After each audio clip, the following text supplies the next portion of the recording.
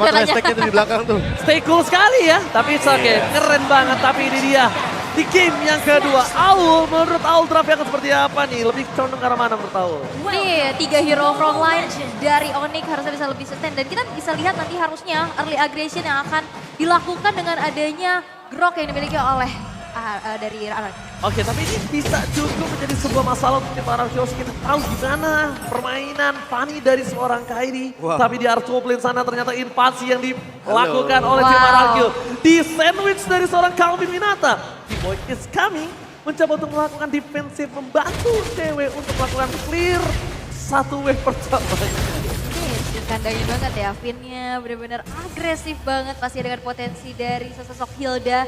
Tapi dengan adanya bala bantuan pula yang dilakukan oleh Push. Dan ini jauh head pertama kali yang muncul di M4. Ya akhirnya setelah beberapa hari kita melihat bagaimana M4 ini berlaga, berjalan. Dan akhirnya ada satu sosok hero Jawhead yang sudah lama sekali tidak kita lihat. Dan untuk sekarang cukup melawan. Cukup memberikan tekanan di early game agar nantinya tidak ada pergerakan cepat bagi teman-teman RRQ Hoshi untuk melakukan invasi kepada cewek. Yap, dan apalagi dari Spark Missile yang sudah ditambahkan juga ya dari segi damage-nya. Jadi cicilan juga terhadap tubuh dari Finn udah mulai berasa pastinya. Walaupun ini notabene adalah Keyboy dengan satu MF Avaris yang pastinya dengan build sustain, build defense. Ini damage aja kerasa ya. Ya, buat sekarang yang penting flickernya bisa cepat untuk digunakan.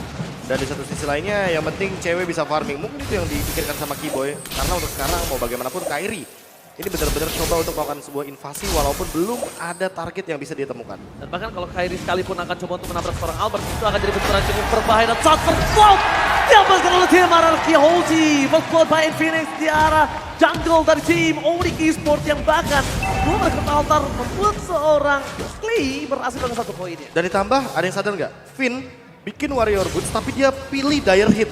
Apakah Finn nanti akan membuat ke arah satu buah Malefic Roar agar nanti bisa menimbulkan damage yang lebih besar? Wow. Kalau aku bilang itu adalah rencana jahat. Rencana jahat, iya benar-benar rencana jahat. Oke, dan ini juga akan menjadi rencana untuk RRQ di mana Turtle slain by UBS Gold berhasil untuk diamankan. Sejauh ini First Blood dan Turtle menjadi sebuah keunggulan pula yang akan diamankan dan item-itemnya belum ada sepatu. Ini masih menjadi template wield untuk sosok marksman satu sama lain dan Swift Crossbow sudah selesai di tangan Skyline. Iya, dan ditambah teman-teman bisa langsung melihat detailnya bahwa untuk saat ini ada invasi ke arah jungle dan Kairi masih mampu untuk survive dari serangan di early game yang dibawakan oleh RRQ Hoshi. Sehingga untuk saat ini pun kayaknya belum ada pergerakan-pergerakan yang begitu beresiko. Baik dari Onyx dan juga RRQ. Hanya saja Kairi kehilangan orange buff-nya. Dan Skylar sebenarnya cukup terancam di sini. Oke, dihindari dengan ada satu buah flicker pula. Dan Steel Cable masih belum bisa menjangkau sesosok Skylar di arah top lane yang 7. Walaupun di sana ada dua rekannya dari Onyx yang mencoba untuk langsung saja backup. Tapi gak mau terlalu greedy, gak mau terlalu gegabah. Bermain hati-hati dan sekarang ada keramaian. Oke, bakal ada coba tabrak game yang sekarang seorang cewek. Bakal coba dipaksa. All in akan coba dilakukan dan bahkan di time in oleh seorang Albert. Diselamatkan oleh Deden from Bogor. Kim akan menjadi korban kedua. Deden from Bogor save the day. Berhasil mengcopy pergerakan seorang Sazdan. Ini dia ketika Profesor tadi nanya di saat draft, Oji pilih yang mana? Antara Grok atau seorang Paramis? Of course Paramis dengan 3 picknya karena RRQ Hoshi bermain dengan template tabrak gamingnya. Lihat, Albert gak kenal takut. Kairi bakal dikasih setel, coba dikumpang begitu saja. Dan nantinya Aul, di menit 5 ke atas, inilah jawaban atas dire hit seorang Finn. Yes, dan Kairi juga cukup sulit ya dengan adanya pergerakan di mana Purple Buff selalu di-engage. Sekarang rame banget walaupun Boots dengan one charge kali ini dan bahkan cewek berhasil mendapatkan Skylar. Ada satu ejector ke arah belakang, Finn berhasil untuk dihilangkan. Dua player dari RRQ menjadi satu kompensasi, tapi Albert bakal coba untuk kejar dari Kairi, tapi Kairi hadir juga. R7 ketinggalan sendirian dan menjadi player ketiga dari RRQ Hoshi yang berhasil untuk dihilangkan. Tapi lihat ceweknya tetap tertinggal oleh seorang Terisla dan ini menjadi sebuah bencana untuk seorang bot laner Onyx Esports. Sedangkan Skylar, dia belum ditumbangin, dia nggak butuh dapat poin kill, dia cuma butuh waktu untuk farming. Dan sedangkan dari tim RRQ Hoshi, mereka sudah mengungguli dengan 1200 gold. Permainan yang cukup berbeda dari RRQ adalah mereka tidak membuat seorang Albert menjadi tolak punggung utamanya mereka. Iya, tapi ini mereka membuat seorang Albert menjadi tembok utamanya bahkan. jujur ini poin kill yang bagus banget menuju kepada seorang cewek karena mau bagaimanapun dia tidak bisa farming dua lane dan Skylar bahkan bisa dibilang sebuah misplay karena Skylar menghindari satu buah ejector dan Turtle akan mendapatkan satu buah kompensasi tanpa adanya trade di area top lane. Gimana Aul? Wow, itu benar-benar space yang di-create banget ya. Bahkan backup-nya di mana Turtle ternyata bisa diamankan oleh RRQ. ini benar-benar berbeda banget pastinya. Dan sekarang bahkan Onyx dalam keadaan tertinggal dari segi goldnya 1.700 yang dikumpulkan. Dan bahkan dengan pembawaan dari sesosok Faramis, sejauh ini belum ada team fight compact yang dibawakan oleh Onyx. Ya, benar banget. Dan bahkan Kompleksitinya juga berbeda sih. Kayak di game yang pertama kan kita melihat ada beberapa hero yang emang langsung bisa lockdown. betul. Buat sekarang tuh skill shotnya terlalu banyak. Ada penalty zone, ada wild charge juga. Jadi mau nggak mau harus diarahkan dan menurutku ya responsif dari para pemain diperlukan sekali untuk di game kali ini. Karena kalau misalkan mereka responnya agak sedikit terlambat atau telat, antara Suns atau Clay bisa dibilang nanti akan terlambat untuk membuka salah satu altarnya dan itu yang akan jadi malapetaka. Free hit di arah Complete Skylar. Kali ini benar-benar kaya total. Dapetin turret, landingan, dan bahkan invasi jungle dan serang Kyrie akan coba dihantam oleh para pemain dari tim Arkeosi. Fit mencoba untuk menginvasi, mencoba untuk melakukan zoning out, dan bahkan Albert ke depan. Bersama dengan Seven, dibantu dengan bersama Dede Promo dan membuat seorang Kyrie gak bisa bertindak. Karena Mani tanpa Patoba bagaikan tanpa kamu tak akan berdaya, lemas dengkul yang tak bisa bergerak Aul. Tapi ternyata di arah top lane cewek berhasil untuk bertahan pula walaupun ada satu pergerakan dari Clay dengan Arcane Shade dari Shadow Strike mengeksekusi cewek di arah top lane 1 tukar 1, tapi outer turret yang begitu mahal pastinya di arah tengah bakal coba untuk dicicil sedikit demi sedikit oleh teman-teman RRQ. Di atas menit 5, rencana jahatnya telah berhasil. Dire Hit is Dire Hit aktif. yang benar-benar udah aktif sekarang dan akan mengancam tentunya bagaimana pergerakan dari teman-teman tim Onyx Esports. Pin bahkan sudah selesai dengan Blade Armor. Itu bisa dibilang item pertamanya. Jadi cewek benar-benar ditekan sekali agar tidak bisa farming dua lane. Skenario yang tadi di game pertama dibawakan oleh Skylar seperti tidak akan berada di tangan cewek juga. Karena mau bagaimanapun dia jangankan farming dua lane, farming satu lane aja susah banget. Dan bahkan ini ada beberapa hero yang bisa digunakan dengan Dire, tapi lihat di depan sana Skylar akan coba ditumbangkan oleh seorang Putri dan tidak terlalu cukup.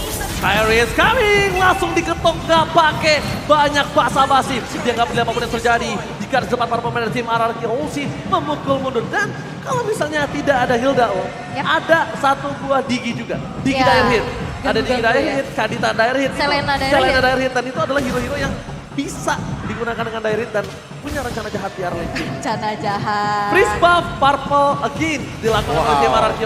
Wow. Baxia tidak butuh purple, tapi Baxia akan menginvasi purple yang dimiliki dari seorang Onyx Esports karena Kyrie Akhirnya. terlalu dipeni dengan purple buff yang mereka miliki. Kita lihat dengan 1 detik kembali tim RRQ 4 orangnya udah standby on positional. Yap, bakal coba untuk split push aja dan bahkan Purple Buff tidak akan bisa kembali jatuh untuk Kyrie. Boots, one shot defensif, tidak bisa gitu mempertahankan dan hanya ada satu outer turret yang menjadi kompensasi di arah atas. Dan akhirnya aku melihat ini dari tim Indonesia Yes, loh. betul. Yang melakukan skenario seperti ini. Tabrakan seperti yang akan terjadi lagi. Dan bahkan Clay langsung menggunakan flickernya untuk menyelamatkan seorang spin. Mundur ke arah belakang. Kyrie gak punya purple buff, lumpuh tak berdaya para pemain dari tim RRQ. 5.000 gold difference.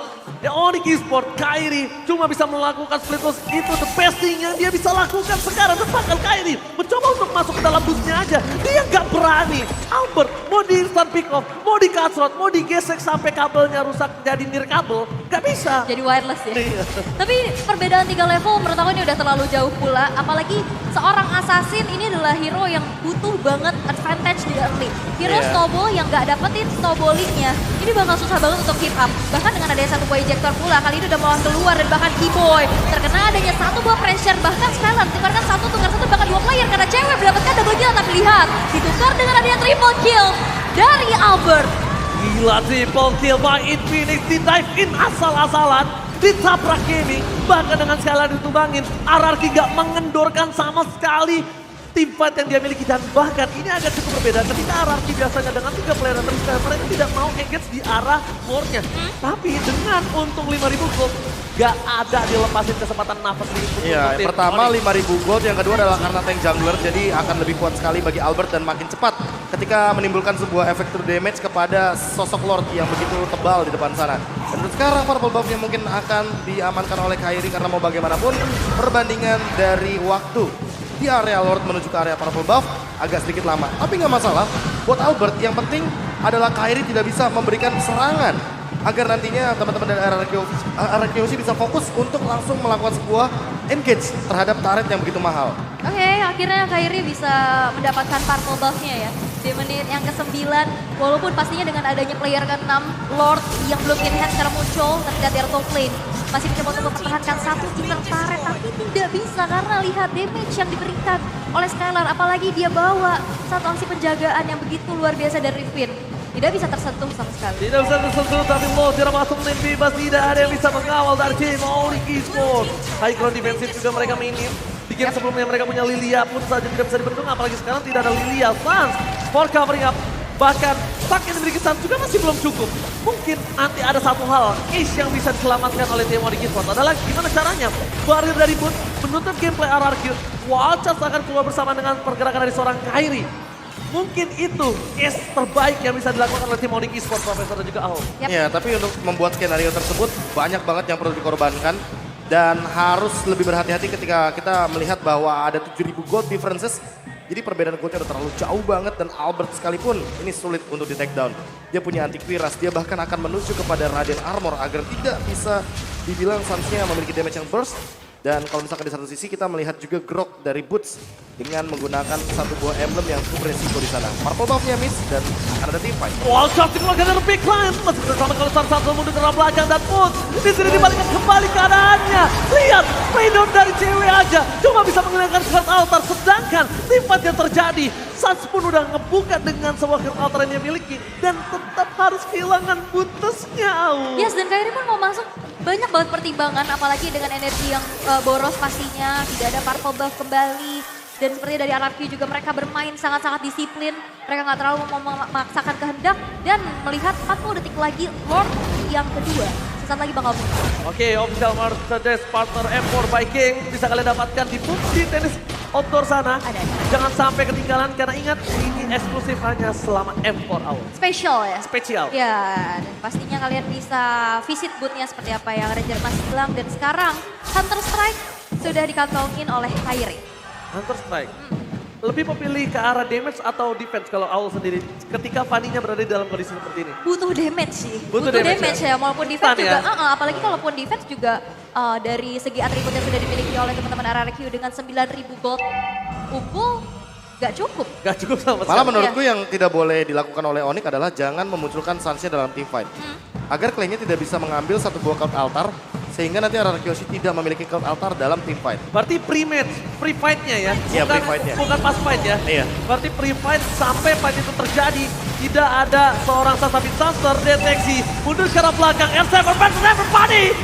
The top kali ini mencoba untuk bertahan, tapi flicker yang diberikan untuk mundur ke arah belakang. Tandanya, cara bottom lane nanti Aul, team fight-nya tidak dibuka R7. Yang harus sudah diperhatikan Onyx, akan ada satu buah claim yang bisa membuka ini. Mungkin dari Onyx yang bakal diandalkan untuk bisa clear cepet ya cewek. Ini satu-satunya yang bisa nge-spray down dengan di virus pastinya. Dan sekarang Kairi mencoba untuk menunggu terlebih dahulu di arah bawah. Tapi nampaknya dipaksa untuk recall. Mengingat tidak ada energi kalau kesergap ini bakal jadi bahaya banget. Dengan skill cable yang sekarang sudah dimainkan. Dan ini dia, semua penetrate yang sudah digunakan pula oleh cewek. Clear wave yang begitu cepat. Itu benar-benar instan banget respon yang dilakukan sama Ararkyoshi. Sekalipun hanya melihat Kairi loh di depannya. Dan untuk sekarang Clay masih belum mendapatkan satu buah AMU-nya. Benar-benar dalam posisi yang tidak bisa disentuh. Dan itu bagus sekali, tapi lihat Kairi terperangkap! Hilang instant pick off! Dan saya berada di kesempatan mencoba untuk melakukan satu buah watcher for covering up. Saat akhirnya berhasil datang dan dibalaskan kembali. Ararkyoshi mau memantapkan diri, mendapatkan poin di game yang kedua. Ini tidak ada yang namanya dikasih kendor sama sekali untuk team fight.